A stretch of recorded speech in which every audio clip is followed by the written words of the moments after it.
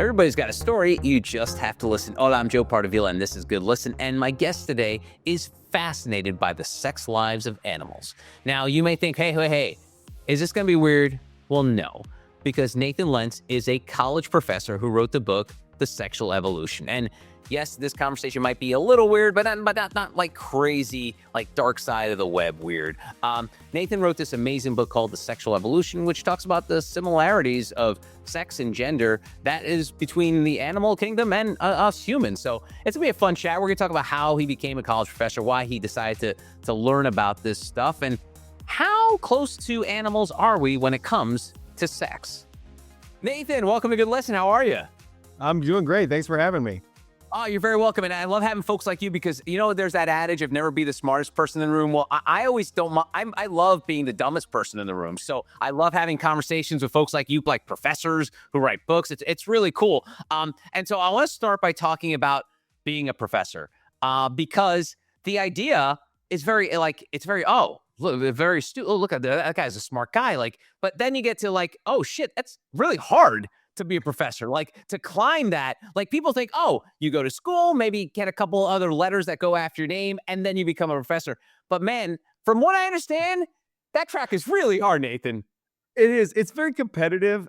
When you say hard, one thing to remember, you have to work really hard. You spend a lot of time, but we're doing our favorite thing all the time, or most of the time. That's what's great about being a scientist or a professor, where you really get to choose how you spend your day, how you spend your time. And so, yeah, I put in a lot of hours, but there's some days when I can't believe people pay me for this because I'm having so much fun. I'm having fun with students. I'm having fun in my lab. I'm having fun with these books. And it really is the best. I think it's the best job in the world, being a professor, because you're in a lot of control over how you spend your time. If you want to really go all in on teaching, you can do that. If you want to be all in on research, you can do that. If you want to go into administration, you can do that. It's kind of like it's almost like you run a small business, but you can't go bankrupt. Good stuff. Good stuff. All right, let's dig into the book a little bit here. Homosexuality in nature. Yeah. We always joke when you see two male dogs playing that the one person's always gonna be, well, looks like you got yourself a gay dog there. And so tell me about that, the homosexuality in nature. What's funny? The example that you just used is that so many people thought that same-sex sexuality couldn't exist in nature because it had no point. But those same people saw their dog humping other dogs, and pillows and whatever else. Right. So it's like, I think you've kind of known that it's there. So it's funny because biology, until fairly recently, did think of homosexuality as a conundrum, as something that needed to be explained because it doesn't have any point to it. Well, first of all, as a heterosexual, I don't know if you are heterosexual or not, but I sure hope that that every time you have sex isn't for the purpose of making children, right? Right. Yeah. I mean, Yes. as the human species go, something like 0.05% of our sexual activity has anything to do with procreation. So let's keep in mind that it's never been just about procreation, certainly for us. But what we're finding is that it's not just for procreation in animals either. Animals have sex with each other for a whole variety of reasons. Some of those are pro-social reasons, like social cohesion, cooperation, reconciliation, alliance building. It's one way to climb the ladder in a social structure, is to have sex with people. And they can also use it in more negative, dark ways. They can use it for domination. They can use it for deception. And so when you factor in all the various reasons, none of those have to do with procreation. Procreation's in there, but even pair bonding, sex strengthens a pair bond, right? We know that. You become much more attached to someone the more you have sex with them. But when we realize that in nature that you don't necessarily have to have a child in order to benefit from a attachment, and you consider all of these other benefits that comes to someone who can use sex as a social, component, then of course it would be weird if it was only directed at the opposite sex, because then you'd have all these things that you would potentially miss out on. One thing I say in the book is, it's kind of heterosexuality needs some explanation. The reason I say that is it's really one of the only sexual orientations that is mostly defined by what it's not, right? But by its aversions. Because if you say heterosexuality, oh, you're attracted to the opposite sex. Okay, but so are pansexuals and bisexuals, and even gay people will from time to time have had sex with the opposite sex. So it's not exclusive to heterosexuality. What's really exclusive to heterosexuality is a refusal to have sex with anyone of the same sex. And that really requires an explanation, because in most contexts with other animals anyway, that could only come with costs. There's nothing to be gained by having an aversion, right? And so what we see in nature, in pretty much every animal, well, let me make this qualifier, social animals. If you look at social animals and the way that they interact, what you actually see is something closer to bisexuality or pansexuality, meaning you don't really find that many individuals that are just completely averse to that and to same-sex sexual activity, we'll say. But you do see that in solitary animals. And that's what I think is interesting, is a solitary animal has no social use for sex.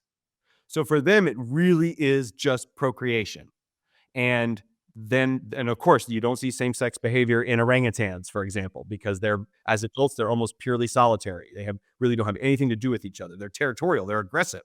And so, but they will have sex with females. I'm talking about males. They'll have sex with females for about 3 days during her fertile period. And he'll guard her jealously. He won't even sleep or let her sleep. He's really, doesn't want anybody. He wants to protect his paternity. And then once he's confident she's pregnant, he's gone.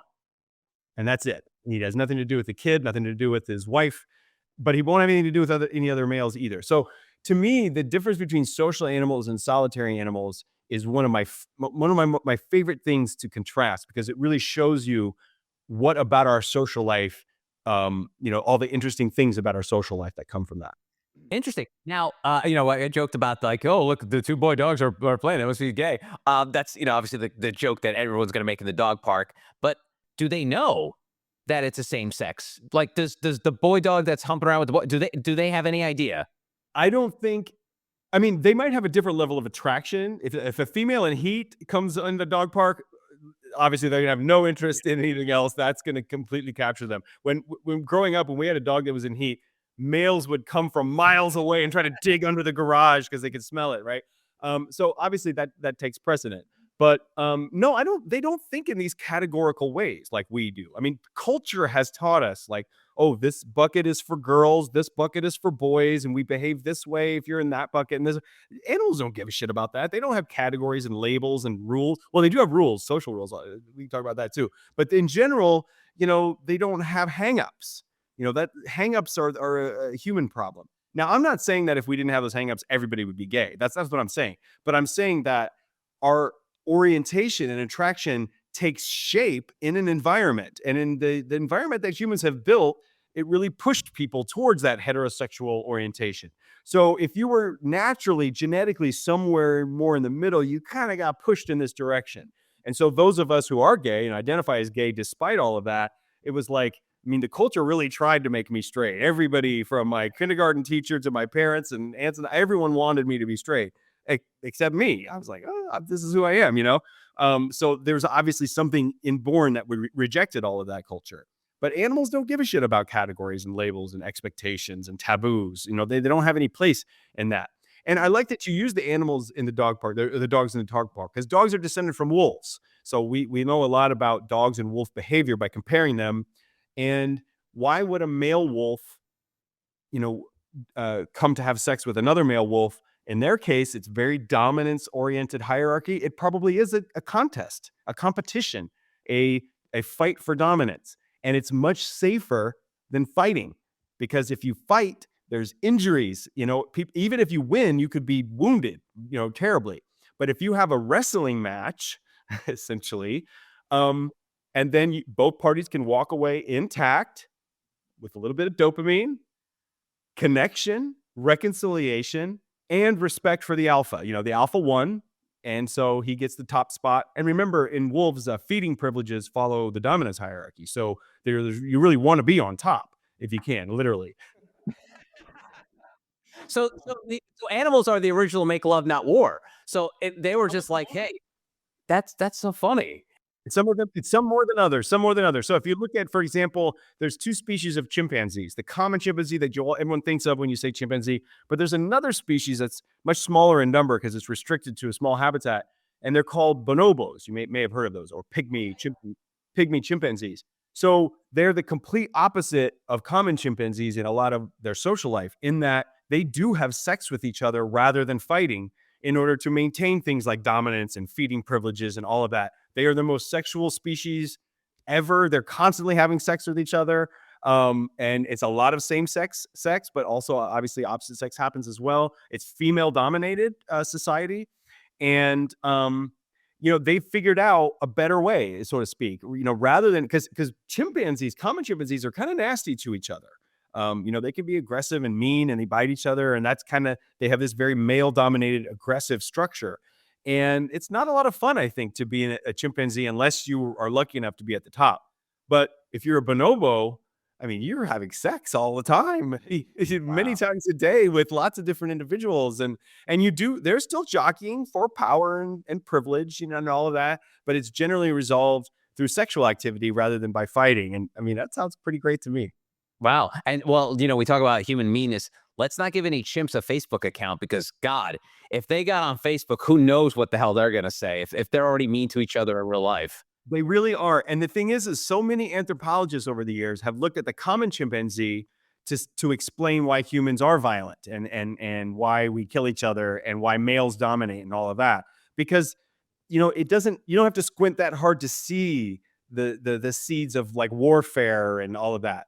But if we had looked more carefully at the bonobos and looked for human society there, I think we would have had hopefully a more kind of peaceful way to think about our society and different ways that it could be structured.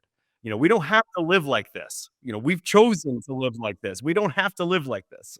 And speaking of living like this and the way society kind of forms how these relationship works, it's the monogamy, polygamy kind of conversation as well. Because as we all know, although there has been a huge shift, obviously. Actually, a friend of mine is an NYU professor, Dr. Jana Vrangalova.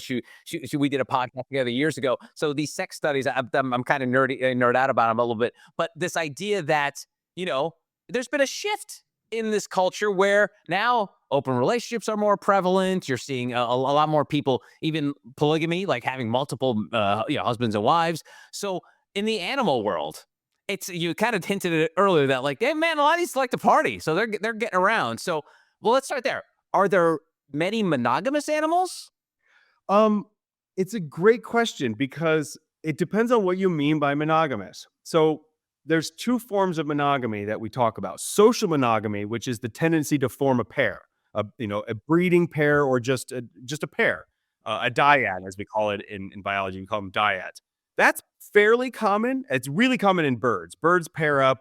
Like 90% of migratory birds form dyads. Okay. Wow. So that's social monogamy, or sometimes called economic monogamy, because what it means is two individuals come together, they share territory, they defend it in common, they share food and other resources, they build a nest, they care for their offspring jointly. It's a real partnership. And so it's really, birds are the stars of that. Mammals, only about 9% of mammals form dyads. So you talk about dogs and wolves. Wolves do not form dyads. They form packs, but they don't form dyads. Lots of animals don't form dyads. Primates, which is we are in that group, it's a little more common. It's about 15% of mammals form dyads. All right. And then when you get into apes, really none of them do except us. Well, I'm sorry, that's not true. Some species of gibbons, which are the lesser apes, will form dyads. But that's social monogamy. The other kind of monogamy, the one that most people are really talking about, is sexual monogamy, which is where you're exclusive, sexual exclusivity within that. That is almost unheard of in the animal world. There's really, there are, and you can count them, 8 species of mammal that have been found to be sexually exclusive in their pair. Just 8. And there's something like 6,000 mammal species that have been described. So 8 out of 6,000. You do the math, it's about 0.15%. So sexual monogamy is extremely rare. So 8 of those, can you give us like an example? Because some of those may be like, I've never heard of the animal in my life. What you haven't heard of any of them, I would bet. Really? Okay. Yeah. One of them is coppery TTs. They're the most famous one because their groups, you might want to say flocks or troops or whatever, are nuclear families where you have a male, a female, and their children, and that's the group. And that's really not unheard of anywhere. So they're sometimes called like the model of the human family. But it's not like this family and then can interact with that family. No, no, they're aggressive and territorial towards that family. That really is that's the group, is just that family. So I don't think that's a good model for the human family. What is that? It's a small monkey. It's a New World monkey in South America. Wow, very interesting. All right, I gotta ask, because you mentioned 90% of birds are monogamous, so 10% they're swingers? Are they going out there and partying? What are they doing? It's 90% of migratory birds. So like in the tropical rainforest, they're not. A lot of birds live in colonies. And yes, they are swingers, so to speak. So you they have nesting. And what's interesting is that when monogamy isn't there, um, it's much more where you see kind of deadbeat dads and not the kind of social structure that you think of with birds. Monogamy is a great equalizer. Certainly in mammals, but it really appears that way in birds too, because it ties the two creatures together. Their fate is connected in their offspring, their genetic legacy. And so they really want to work together. Monogamy is many ways an equalizer. And unfortunately, mammals have mostly abandoned monogamy, and that's why paternal investment in most mammals is very, very low. There it, most mammal fathers are deadbeats. They get individual pregnant and then they're gone. They don't care. But luckily, in our group, which is the apes, you see a lot of paternal investment, which is good because that's where we came from. And of course, in humans, it is undeniable, but paternal investment is very high. And so a lot of people have connected that to monogamy. I connect it to monogamy loosely. I think we have other structures that guarantee paternal investment. But I want to tell you about another monkey, since you're asking for examples, that is really fascinating to me. It's my favorite monkey is the Barbary macaque. So this is a monkey that lives in North Africa, and you can look them up, Barbary macaque. They have a lot of very unique features about them. But my favorite thing is that they do communal parenting, sometimes called allo parenting. So they're all in a big group. It's female, it's matriarchal. It's matriarchal in terms of mate choice. So the females choose sexual access, but they're all having sex with each other all the time anyway. Certainly with heterosexual relationships, the female chooses. But they do form dyads for short periods of time. But the children that they might care for in those dyads aren't going to be theirs necessarily genetically. So they kind Interesting. of raise the kids in this very kind of commune style where nobody really cares about whose kid is whose genetically. They're all kind of in it together. They're very, very communal. But what's fascinating is they still pair up sometimes. Like there's something about being bonded to another person and then caring for kids with that person where the relatedness doesn't matter. It's more just about the connection. I love that example because to me, that really is the model for the human family. And people are like, why? We're not promiscuous. We're monogamous. We don't do communal parenting. We absolutely do communal parenting because you send your kid to school, somebody else teaches them. You send them to daycare, they take care of them. You go to a restaurant, somebody else procures your food. When your child's sick, you go to the doctor. How many adults take care of your children besides you? You think it's just you because you house them, but we're all caring for each other's kids, and it's transactional, or there's payment involved in some cases or whatever. But to me, that's just a cultural smokescreen. What we're really doing is cooperating, right? That's what we're doing. We're cooperatively parent. It does take a village to raise kids. You don't do it on your own. Um, and I know now with like homeschooling or whatever else, it's kind of coming back into that. But again, still, you go to the doctor, you have play dates, you have babysitters. You really don't do it on your own, and you're paying somebody else for food at very least. So yeah. Anyway, I think the Barbary macaques are better. Yeah, no, that's awesome. That's a super weird question. So, I think for most people, we know how mammals mate, and now you got me fascinated about the birds.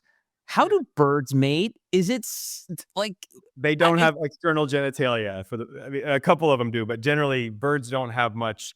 Some of the waterfowl do have external genitalia, but vast majority of birds you can think of just have an opening called a cloaca. And cloaca is the common opening for the urinary system, the digestive system, and the reproductive system. It's all three. And just so you know, the word cloaca in Spanish means sewer. God? All right, so I don't think that's a coincidence. no, no, all right, so the male bird has no external. So what's he doing with what's he putting in the coaca? They just bump. They bump their openings and sperm, and they ejaculate, but it's just sperm comes out of an opening and goes into, yeah. There are exceptions. Ducks have penises. There are some birds that have external genitalia, but the vast majority don't. Wow. So it's just so when they're talking bumping uglies, that's essentially what birds are doing. They're basically just bumping into each other. Yeah, and yeah, it's even an experienced birder has a hard time telling males and females apart if they're not one of the ones that have color differences. Like if you look at albatrosses, this is a classic example. Um, and in several species of albatrosses, a lot of same-sex pairing goes on. Something like 40% of the pairs that you see in some colonies are same-sex. And we had no idea about this until recently because nobody looked up their skirts. They all look identical, and so they just assumed these were all male-female pairs. And it turns out a big chunk of them are female-female. And Wow. and the males just tend to be unpaired. So because usually it takes a couple of years to find a mate in albatrosses. So the males hang out a lot longer because sometimes the females are like, screw these guys, we're going to pair up. And then they take turns getting pregnant. I mean, laying eggs, but Yeah. they still go out and have extra pair copulation, but they still roost together with another female because, you know, as long as they're taking turns getting pregnant, they both have the maternity and they care for it together and they form these partnerships. Why wouldn't they be same sex? Because the actual sex act itself, is a couple of seconds, but a partnership, can last years. And in fact, they often mate for life. Wow. All right. Last bird thing. Are they doing it in the air or are they sitting down on a tree or something like? How does it happen? They don't do it in the air. They don't do it in the air. Which is but albatrosses are a good example. They can fly for months straight. I mean, they can really go for a very, very long time. But no, they don't have sex in the air. They have sex generally on the land, unless they are waterfowl, and they can do it in the water as well. Wow. All right. So this is amazing. This is how amazing humans are, Nate. Yeah, We can be part of the Mile High Club, but birds can't. There's that's something right. inherently wrong there. Yeah. Well, it's funny that you use the example of the Mile High Club because one time, we were talking about humans, something that's special about human, and I always talk about human culture. That's really what makes us special is that we don't just have to go out and learn how to live. Like we inherit all of this knowledge and stuff and accumulates. And someone said, well, we have lots of things that we can't do that animals can't. We can't fly. And I was like, how'd you get here? How'd you get to this conference? Did you walk from California to this conference? Well, no, but I was like, we can fly. We absolutely can fly. For like 100 years now, we've been able to fly. And that's what I'm talking about. Like, we're not limited by what our bodies can do. That's what's so great about human culture. That's great. All right. Last thing, and hopefully the last dumb thing I'm going to ask you is so we know for humans, we have nightclubs, bars, Tinder to tell someone that you're attracted to them. How Mhm. does an animal tell someone tell someone? How does an animal tell another animal they're into them? Like they don't put on, some Barry White, like humans do. What are they doing to initiate the love So process? it's a great question. This is one of these things that's very different from species to species, Okay. but they do a lot of times advertise. So there's displays, for a gorilla, for example. I mean, that's a display. It can be a threat display, if it's another male that he's worried about, or he can also just be trying to, woo the females. There are females who advertise their fertility visually, right? So if you think of baboons are the famous example, but lots of primates have, pardon me, genital swelling, and that's what's let them go. And then, so if they want to know, they'll just kind of stick their rump up, and that says, okay, you have access now.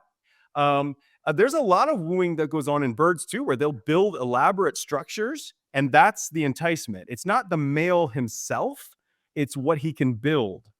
And fish do this too. Fish a lot of times build a lot of nests. If you think about bluegill sunfish, the most common fish in freshwater streams in North America, they build these elaborate nests, and the females come and they inspect, and they want the biggest, most centrally located nest because that way it's protected from egg predators. And that's how they judge the quality of the male. So these are all called proxy indicators, meaning they look for features and remember, this isn't conscious, it's instinctual, but they would go after features that they think makes a good male so that their children will inherit that and be successful. So what is it about fancy coloring, that parrots have, for example? Well, the females are attracted to it because they want their sons to look like that, because then females will be attracted to their son, and so on. So the idea being, and actually walruses do this too, where they have what are called rookeries, where the males compete with each other for real estate, for space, for territory, and then they mate, and the females choose them based on the territory, and then they go back to living together. So the space wasn't necessary for survival. They don't keep living in it afterwards. The space is simply a way for the females to judge who's strongest, healthiest, has endurance, because they usually forego eating for weeks while they're during this competition. So think of it as like it's a decathlon, right? You don't do any of the sports of the decathlon to survive, but you do it to advertise your overall quality. So that's why it's a proxy indicator of overall quality. So that's generally what animals look for. And what the proxy indicator is will be different from species to species, but they look for some kind of indicator of overall health, wellness, vigor, strength. Like think of the antlers of a deer. They sometimes fight with it, but generally it's just display. It's just for the way to tell the females, look how strong I am to be able to carry this shit around. I have to carry this around for 4 months of the year. I must be pretty good if I can, that's what I mean. It's a proxy indicator. Wow, that's so cool. Thank you for telling me that. All right, so I don't know if anyone's ever said this to you, but I get a lot of vibes of Dr. Doolittle meets Dr. Ruth with you. Like the fact that you know so much about the sex life of animals. What do your friends and family think about that? Your brain has so much information revolving around the way animals get it on. Well, let me tell you, I have many friends who have found themselves caught in a corner while I talk to them about animal sex. Many friends who are like signaling to other people, come save me, because he's doing it again. That's great. His name is Nathan Lents. He's the author of The Sexual Evolution. Nathan, thanks so much for your time. I really appreciate it. I had a great time. Thank you. And that's going to do it for this episode of Good Listen. If you enjoyed it and you're watching on YouTube, please tap that thumbs up button. It's a small gesture, but it really helps the channel. If you're watching or listening on Spotify or listening on Apple, a 5-star review would be awesome. If you'd like to connect with me, catch up on past episodes, read my blog, go to joepardavila.com. Thanks again for joining me this week. I will see you next time. Adios.